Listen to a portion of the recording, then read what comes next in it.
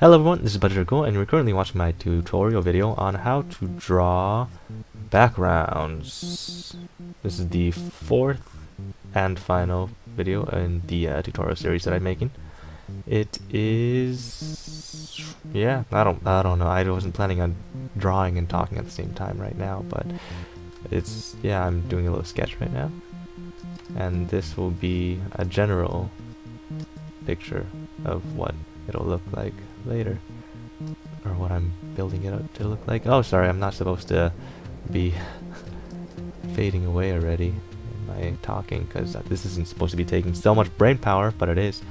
And yeah, oh yeah, this is all thanks to Veals and GhostCry100. Thank you very much for requesting this video, and hopefully it doesn't disappoint, because I know I have done a tutorial video in the past about backgrounds, and it has been, I don't know, generally what people wanted, but other people asked for a more involved video, which I'm hoping will be achieved with this. Okay, so what we want to do here is get a sky up. Control F to fill, and then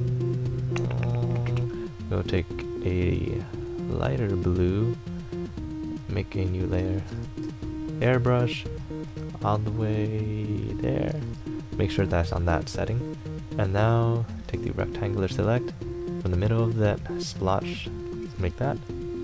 Control C, you can delete that layer. Control V, Control T. Oh my gosh, that was a lot of stuff. And now we have a nice gradient for our sky. Has to go all the way across, and maybe only about there. Enter to be fine with the thing. I can't think of words. Anyway, now we shall make, I guess I'll put that up there. Okay. Clouds. Clouds are generally fairly simple. We'll go to our brush tool and make sure that your color blending or whatever is at that spot is at 33 and opacity mix is at 50-ish. You know, all of that is really general. Doesn't really matter too much. And now I'll do a little fluffy cloud over there, a smaller fluffy cloud over there, a couple of stragglers. Yay, look at all that straggling. And then put that over there and that over there. We'll make this cloud seem like it goes off the distance a little bit. Ooh, yeah. A little bit of shading. Remember that clouds are 3D objects, and they have shape and fluffiness. You can do anything you want with them. I like Bob Ross. I should watch more of his stuff. Bob Ross is awesome. Okay, and yeah, I think that's about it for clouds. Okay, now it's time for these background trees. First, let's pick a dark-ish blue, grayish color, and we'll lay down the base foundation for all of these trees. Kind of loosely follow that guideline that I put there beforehand, and remember, just don't be too careful about it. It's really just a guideline for where things are going after. Like, none of these lines are final. We'll be doing a little thing with the brush after this that will be making all of these lines move around everywhere. Sorry, my hand just freaked out a little. Okay, now we pick a slightly more green color and a little lighter.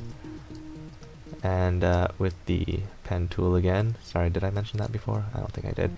Oh, pen tool, just kind of put in a little slash of color there, just in the middle-ish of everything, and you know, that is just a base color for that. We're gonna use the pen tool later to smear everything around. And now, pick a lighter color. Alright, more towards the yellow and a little lighter. I already picked that color. And make that a little more to the left. This is if your sun or light source is coming from the left. And a little thinner too, and put that on everything that you have. You know, I'm only gonna do these right 4 trees for this tutorial in real time. I'll just speed up everything else. So I already failed that. Okay, Control V. No Control V. Just press V. No, that's what I set my brush to. Color blending and opacity mix. Make sure that they're at 100, and then yeah, Control and Alt to change the size, and then you just kind of yeah, all of that stuff. Make sure you do exactly as I do. Just kidding, you don't have to at all. Actually, I prefer that you don't. People would prefer that you don't. I'm pretty sure I did this on the wrong layer too, so that's pretty groovy, right? People say that nowadays, groovy? I think so. So that is, yeah, that's trees. Faraway trees. I'll do the rest of this in time lapse. Just make sure to spasm your hand a bit. And as you can see, all of these other lines are gone from before. And yeah, once you are done with all the other ones, then you can press R to do the big mixer tool, and ba-bam! It looks like mist, or further in the background, and we'll also change the opacity. But that is later, and I'll do that when it's sped up. Okay.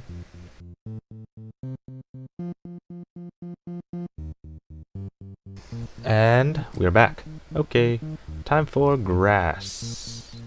We will lay down a base color that I pre-picked because I am a cheater.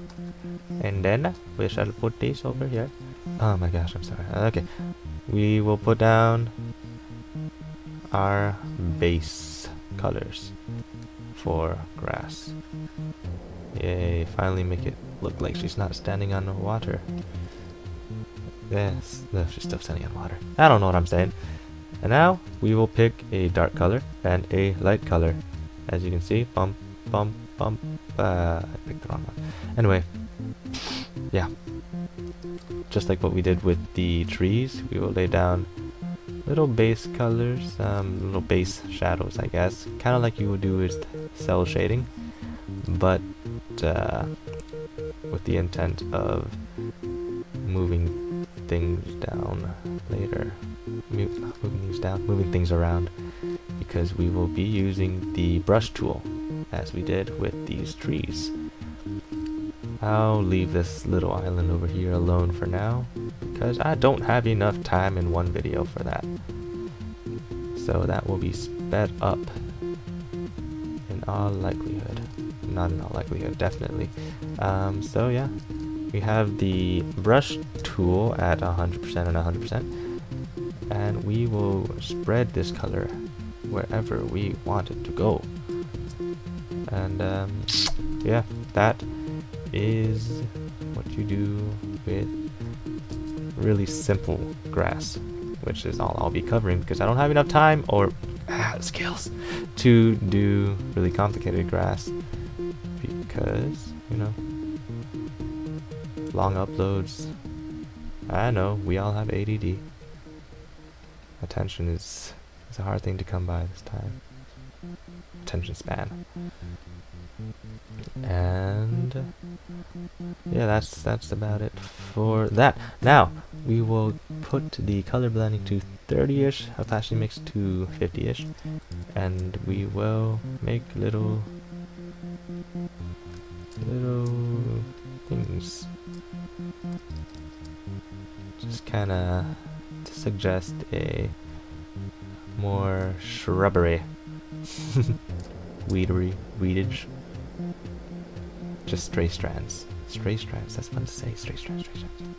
But yeah, that just gives it a little more dynamic feeling, gives a little bit of a feel of growth in here. You can even do it with the darker one, just for even more contrast. Oof, contrast. Who wants contrast in their drawings? Blah. And yeah, that's it for coloring the grass.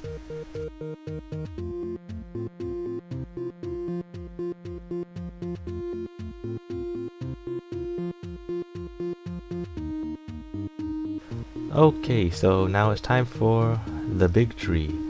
Now, it is essentially exactly the same process as the background trees and the grass.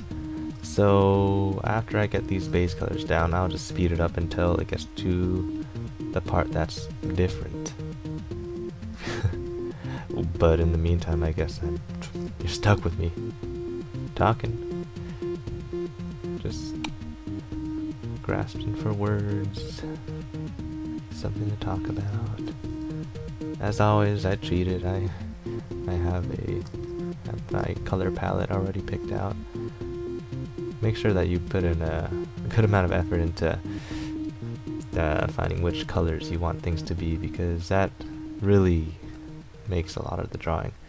If you have the wrong colors, like if you just make everything just darker, more black, then things won't really look good as you would want it to. I know that because that's what I used to do, and you can definitely see it in all of my previous drawings, my early ones at least, maybe even my more recent ones, unfortunately. And you can see that this is just weird. Like, what is this? It's not brown, it's just a dark gray blue. That's a reflection lighting from that side. So that's about all I have to say about that. Okay, speed up time.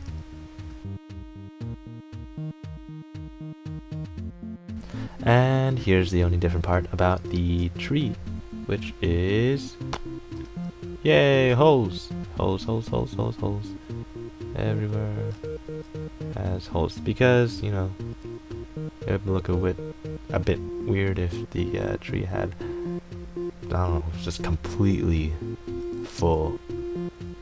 No tree's completely full, right? You can see a little bit of sky through it, and that's exactly what we are doing here. Just eating away at the edges, eating away. Yep. Especially at the actual absolute edges, it's a bit tricky to make it look not like a bug just came and ate its way through your piece of lettuce, because, you know, that's just gross. Who wants to eat bug lettuce? No one. Maybe some people do, but we don't judge those people, because judging is for judges. And are you a judge? Most likely not. If you are, then congrats on expanding your hobby interests. Imagine a judge watching this video. Imagine my professors watching. Someone actually commented before. They said, "Hey, what would you do if your professors watched your video?" And I'm like, just freak out a little bit. Right now, I'm using the brush tool. I will go into this also. This is the blur tool. Just kind of soften the edges of everything a bit. And what else? Oh yeah, I just realized that this is inconsistent. It says that the light is coming from the top left, everything else is saying from the top right. So we will go there, Control T, and horizontal flip. Yay! All the problems are gone. Woo, okay. And yeah, that's about it. I'm going to actually do a little bit more blurring for these trees. Maybe actually move them a little bit.